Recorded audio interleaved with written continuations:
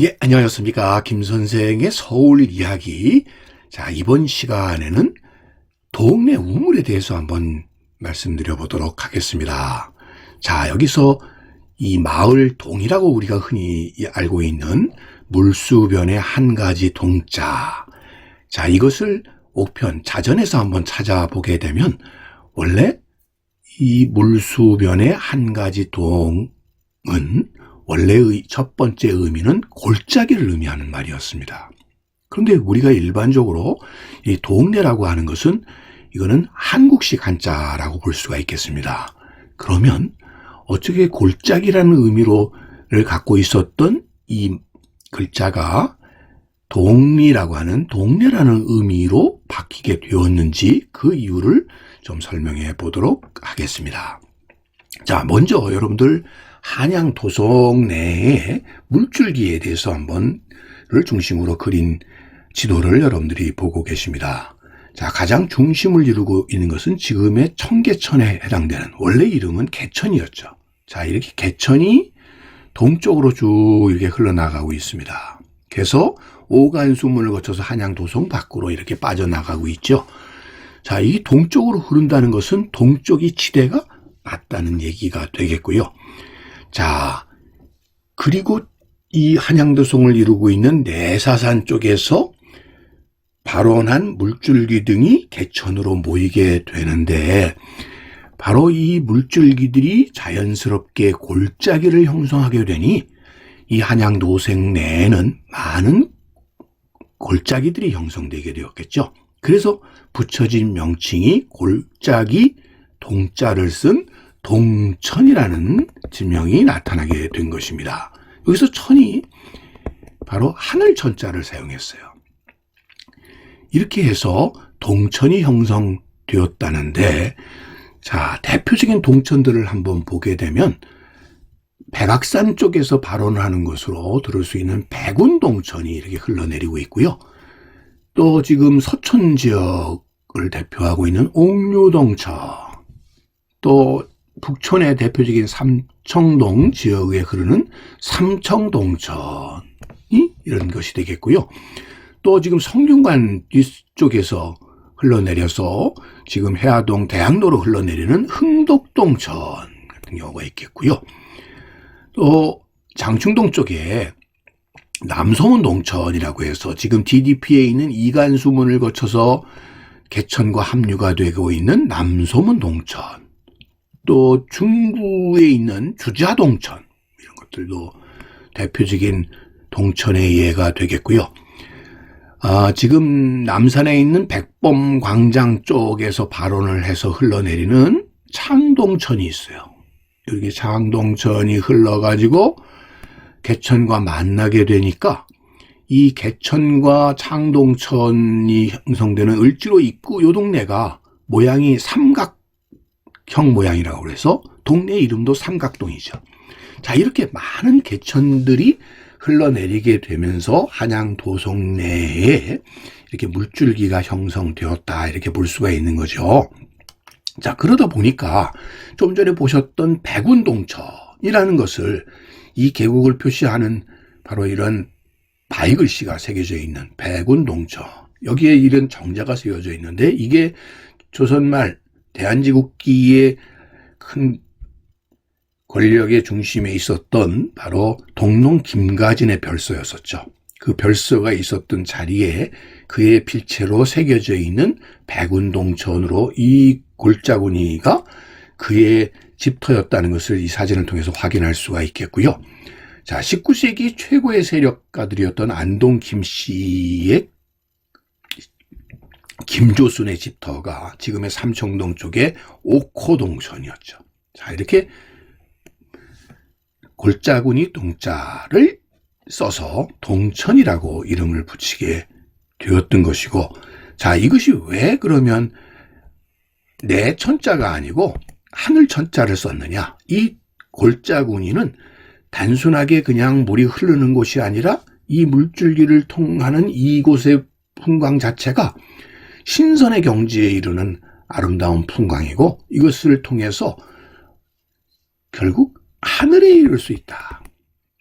그래서 동천의 다른 발음인 통이라는 것을 떠서 하늘에 이르는 이런 신선의 경지라는 의미로 통천의 의미로서 이 동천이 쓰이기도 했었다, 이렇게 보시면 되겠고요. 그런 곳에 터를 잡은 나는 바로 신선의 세계에 들어갈 수 있다라고 해서 이런 곳에 별서를 두게 되었고, 세력가들이 이런 것들을 독점했었다고도 볼 수가 있겠네요.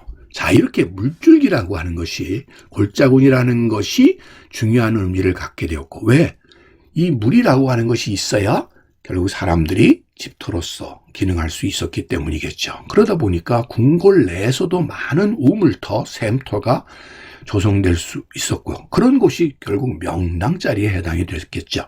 창경궁 내에서도 이런 많은 우물터들이 현재까지 남아있는 걸 통해서도 굉장히 우물이라고 하는 것이 이 궁궐을 조성하는 데 굉장히 중요한 역할을 했다라고 볼 수가 있겠습니다. 자, 이것은 경복궁 소주방의 우물이 되겠습니다. 이 우물을 가지고 먹을거리를, 음식을 만들었다는 점에서도 우물이 갖는 기능은 생명수로서의 기능을 했었다, 이렇게 볼 수가 있겠죠.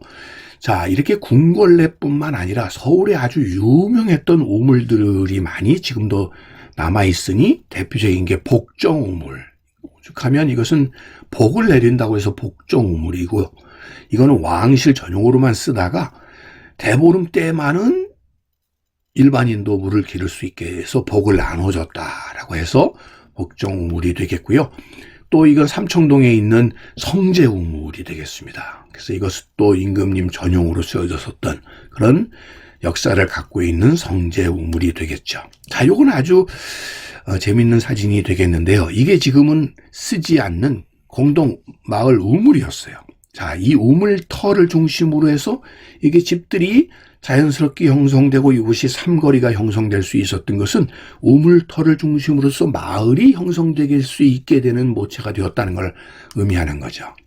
자, 요거는 여러분들 연산군묘 가까이에 있는 원당 마을인데요. 파평윤 씨들의 집성촌이라고 하는 이 마을 집성촌도 원당천이라고 하는 이 셈이 그 중심이 되면서 마을을 형성하게 되었다라는 예가 되겠습니다.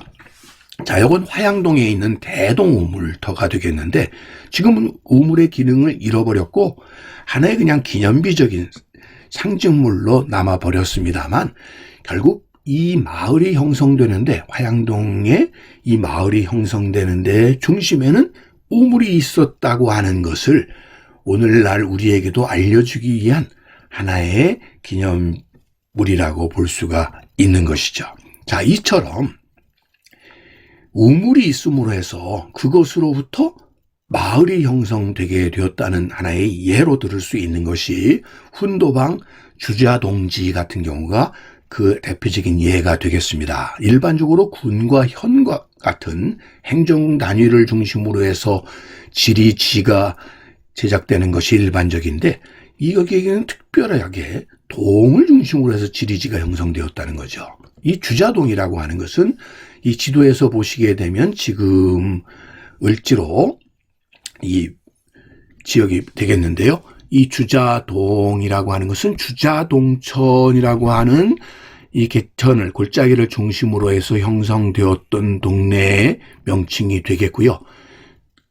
훈도방 주자동 지역이 되겠죠. 여기 지금 영희전이 있는데 영희전은 일찍이 그 세조 수양대군이 때에 잠저였었죠.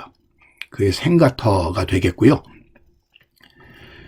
조선 후기로 오게 되면 이곳이 임금님들의 영정을 모셔서 제를 지내는 공간으로 썼었던 지금 그 중부 경찰서가 있는 자리 지역이 되겠는데 그 옆에 주자동이라는 동네도 주자동천으로부터 유래됐다는 것을 이 주자동지를 통해서 알 수가 있고요. 또 남아있는 동지로 들을 수 있는 게 망우동지죠. 자, 지금 우리 망우리 고개라고 얘기하는 양주군 망우리면의 망우리 동지 같은 경우를 통해서도 결국 오늘날의 우리가 행정구역의 지방자치의 그 가장 하위 단위인 동네의 동리의 동이 나올 수 있는 배경이 이런 예라고 보면 되겠습니다. 1920년에 북촌 일대, 즉 지금 삼청동을 중심으로 해서 콜레라 발에 예방하기 위한 위생 관련 업무로부터 처음 동사무소가 시작됐다고 합니다. 그런 의미에서 오늘날의 동사무소라고 하는 것의 유래는 바로 이 우물로부터 출발했고 그 우물의 석정 보름 우물이 그 중심에 있었던 것이죠.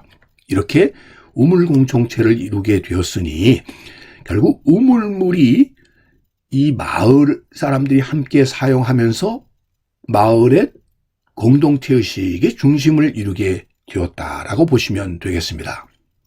오늘날 이렇게 공동 우물이 없어지고 각 집마다 수돗물이 공급되게 되었으니까 자연스럽게 우물을 중심으로 하는 공동체 의식도 낮아질 수밖에 없는 거고요.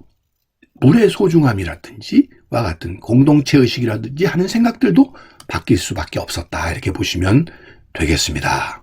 자, 정리를 해보면 정화수, 이 우물이든지 샘에서 맑은 새벽에 물을 떠서 하늘에 빌었었던, 그렇게 해서 내 마음이 하늘로까지 통한다는 의미의 그 물, 또 한편으로는 이 우물 한 동해를 서로 나누는 과정에서 마을을 이루었다고 하는 이 동천, 바로 이거의 출발점이 다 우물로부터 출발되었다는 점에서 이 물의 소중함을 대단히 중히 여겼었던, 그런 속에서 이루어졌었던 한양 도성 내의 마을의 형성, 이런 그 근원에 우물이 있었다라는 얘기를 오늘도 꽃밭을 가꾸는 김 선생이 전해드렸습니다.